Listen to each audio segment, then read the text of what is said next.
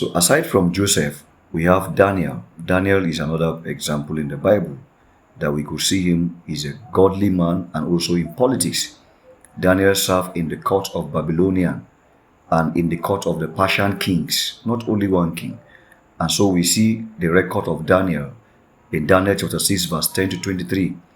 There is a mention that Daniel was a faithful man. He remained steadfast in his faith despite political pressures and potential persecution. No amount of persecution changed his mind. He remained steadfast. They could change their names, but they could not change their heart. They remained Jews at heart. They changed the name of Daniel, changed the name of Shadrach, Meshach. They changed their name to Shadrach, Meshach, Abednego, but their heart, they still remain Jews at heart. So they did not compromise. In that context, we see Daniel in politics and doing the right thing. We see he was faithful. That's part of his political engagement. We see wisdom and influence. Daniel chapter 2, verse 20 to 23 mentioned that Daniel gained the trust of the king because of his wisdom, because of his influence on the policies, and that even because of his wisdom, he influenced the policies of the country, promoting justice. So we can see the political engagement of Daniel, like we have seen the political engagement of Joseph. Also Nehemiah. How about Nehemiah? He also engaged in politics. Nehemiah led the rebuild of the walls of Jerusalem, the wall that was destroyed during the captivity. And God allowed him to go back and he rebuilt that wall under the Persian rule. It was a Persian king under the Persian rule. He was able to achieve that. How? What is his political engagement? Nehemiah is a visionary leader. He has vision. We see Nehemiah, he was identified. He saw the need for rebuilding and he inspired the people, the collective people. Come, let's rebuild. He inspired them. Nehemiah 2, 17 to 18. He has a strategic plan. He's a strategic planner. He organized resources, organized people, managed all opposition effectively, and he succeeded. You can read Nehemiah chapter 4, verse 14 to 23. So Nehemiah demonstrates how Christians can lead societal reconstruction. We can lead for the reconstruction of what has been destroyed. Our roads are bad in Nigeria. A lot of things are bad. The infrastructures are bad.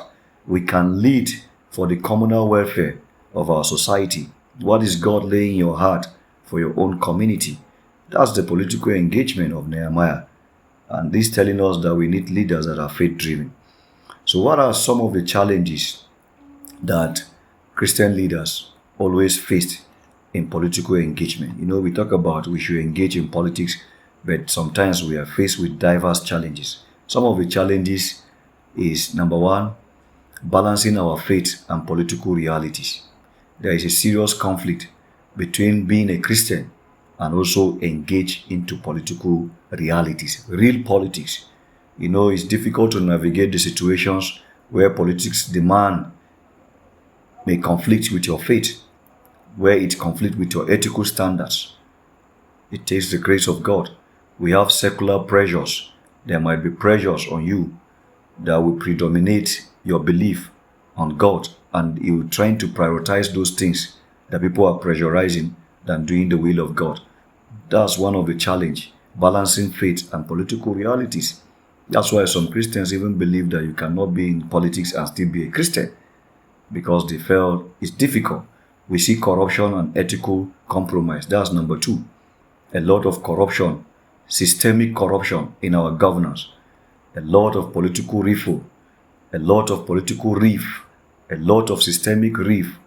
We see them happening in our governance in Africa, particularly in Nigeria.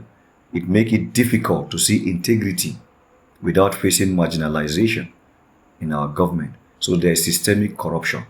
We see personal temptations. They lure you into power for financial gain. And so somebody can compromise. If you got the position by money, they will tell you what they want to achieve and you have to compromise to their standards. All these are challenges in political participation. So they can lure you to compromise your own values. Number three is religious pluralism and intolerance. When you enter into politics, one of the challenges that is the Christians are faced with in engaging in politics is this thing we call religious pluralism and intolerance. There is diverse belief in Nigeria. We have the Christian, we have the ATR, we have the Muslims. There are diverse belief system, and you must work to please those belief system. As a Christian, you are not going there to force them to convert to Christianity. But how are you going to manage all this religious diversity and to promote interfaith harmony while maintaining your Christian distinctiveness in the face of religious pluralism? How can you try to promote intolerance? And how can you overcome and manage persecution because of your faith? Encountering resistance or hostility from non-Christian groups or secular authorities is a challenge. Another challenge, number 4, is limited representation and influence. We have a lot to do here. There is underrepresentation of Christians in politics, very limited. There are some regions in Nigeria where Christians are not even part of the political leaders. In those regions, you will discover that Christians in that places are faced with a lot of pressure, suppression, segregation, and differences. They are not even given any political offices. So it limits the influence of Christians in making a better policy. Because if we are not there, we cannot influence the policy making. So when we don't have much Christians participating in the politics, then the influence cannot be made.